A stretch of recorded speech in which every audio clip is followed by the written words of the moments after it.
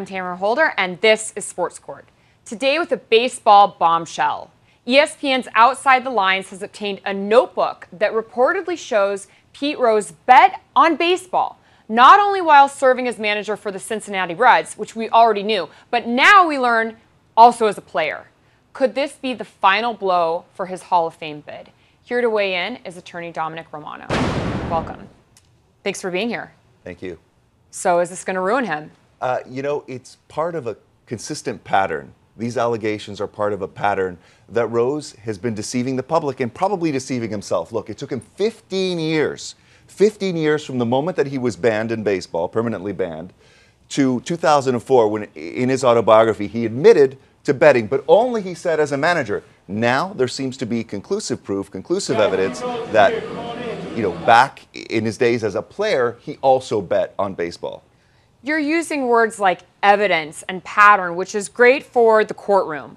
But what about his fans? What about the people that say, it doesn't matter, this is a smear campaign, he's come clean and people are just digging? Say, for example, a random analysis, but Casey Anthony.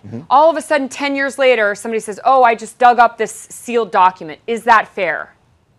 Well, you could ask, is it fair for someone to not be truthful to his fans and to the public? Look, there are a lot of Pete Rose apologists there, and no matter what he does, they're going to say he belongs not only at the ballpark on July 14th during the All-Star game in Cincinnati, but he belongs back in the game because of his accomplishments. But look, this is not the first time. This is not the first piece of apparently damning evidence against Pete Rose. There's, you know, the Vanity Fair article from 14 years ago that but that's 14 years ago. Now, but it's out there. Okay, you know, you can't take it back. So I want to just go back to start from the beginning, from this 1989 investigation.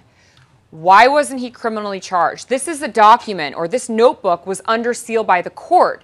Shouldn't you, as an attorney, say, why is the court sealing this document and not allowing the public that relies on this man and his character to not see this? Well, that's a good question. The original document was sealed. It was obtained by postal inspectors as part of another investigation under seal. John Dowd, who conducted the investigation for Major League Baseball, which led to the lifetime suspension, didn't have access. But Dowd has come out and said today, or very recently, this is it. It's done. It's a shut case. This piece of evidence would have been the home run, the grand slam that would have put Rose away without question. Okay, so do you blame, last question, do you blame then the judge? Do you blame the final person that put this under seal and say, ask the judge, why would you put this document under seal if the prosecutor needed the slam dunk? Look, I think people out there, they look at the situation, they look Answer the question, do you blame the judge? No, Pete Rose has one person to blame in this. If this is true, he should look in the mirror, and the only way this is ever going to be resolved is if he comes perfectly clean and admits the truth. Not part of the truth, but the whole truth. Okay, well, that's not his pattern. It's not the judge's fault. It's not the judge's fault that Pete Rose misled the public. Okay, well, we'll see what else comes of this, because he's still petitioning. He wants to be in the Hall of Fame. Bad timing on his part. Great timing as a player, not so much afterwards. Well, we'll see. He denies it. Thank you all for joining us. Sports Court is adjourned.